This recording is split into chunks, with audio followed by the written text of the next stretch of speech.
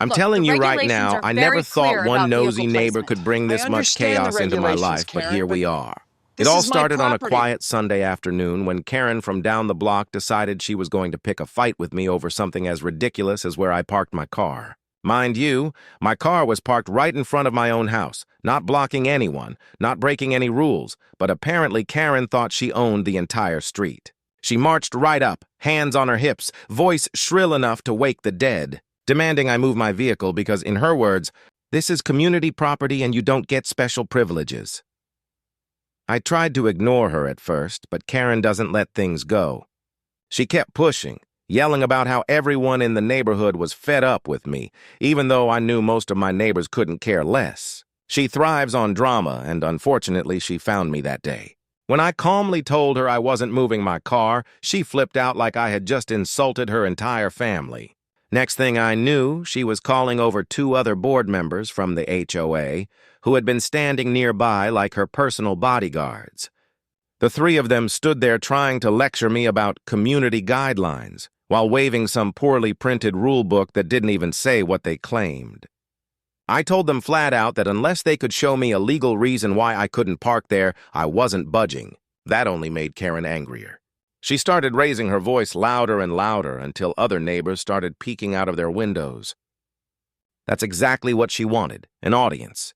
She thrives when she feels like the center of attention.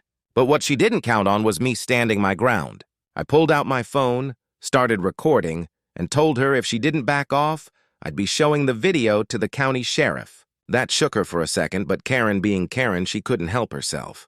She stepped right up to my face, pointing her finger at me, accusing me of being toxic to the community.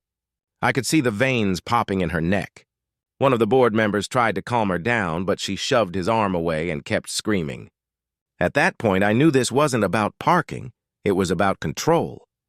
Karen couldn't stand the idea that someone wasn't bending to her will. The crazy part is she went so far as to threaten to fine me on the spot.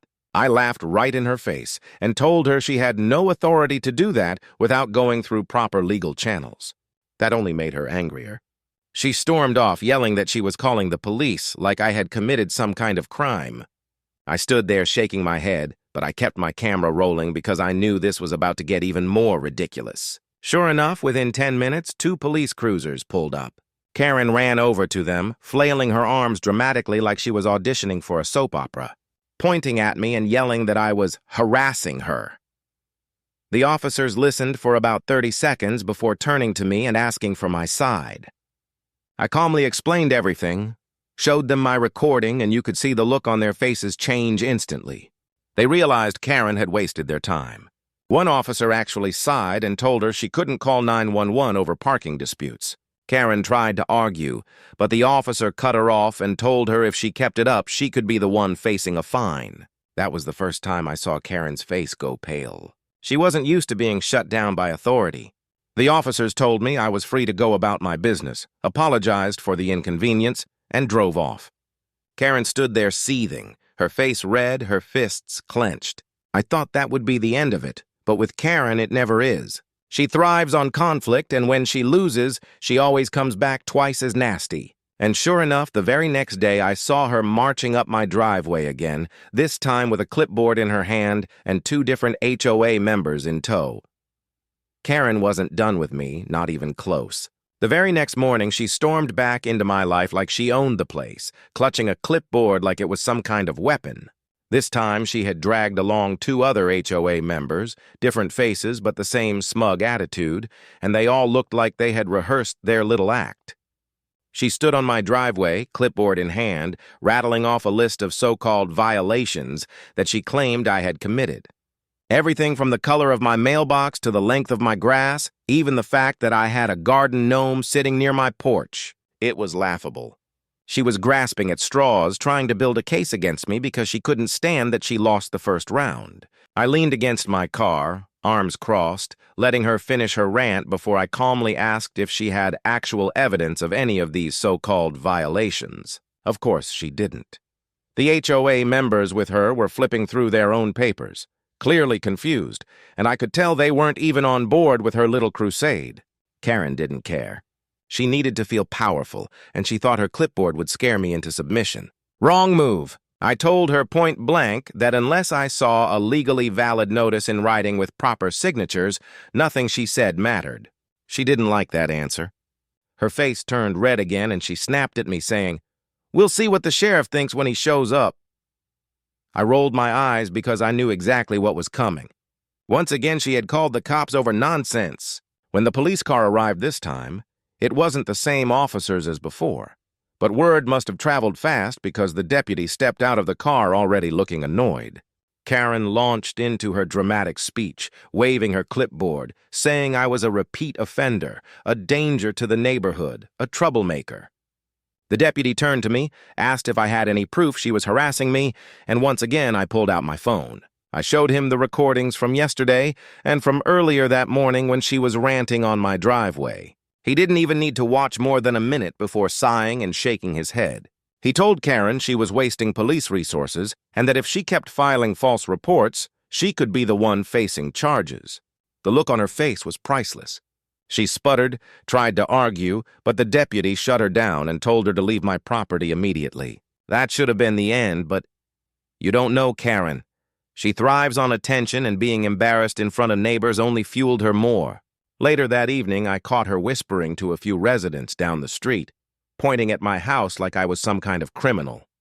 She was trying to turn the neighborhood against me. But what she didn't realize was that people were tired of her games. One by one, neighbors started walking over to me privately, telling me they supported me, that they were sick of Karen's drama. Some even admitted she had pulled similar stunts with them in the past, accusing them of ridiculous violations just to flex her power.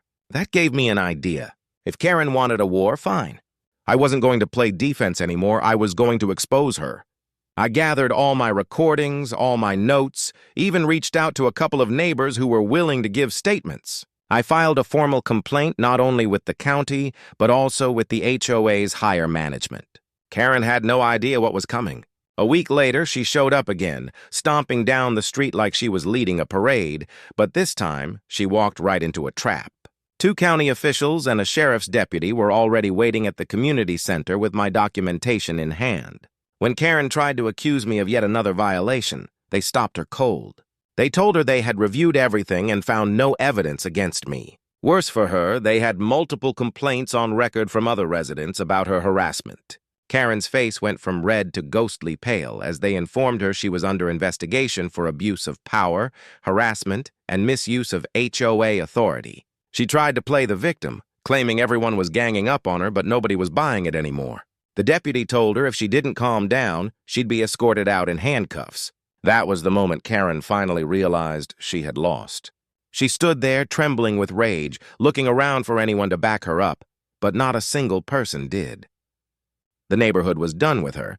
The HOA board was distancing itself, and the law had officially stepped in. I didn't even have to say a word. I just stood there watching as her little empire crumbled. She stormed off, muttering under her breath, but deep down she knew she wasn't the queen of the block anymore.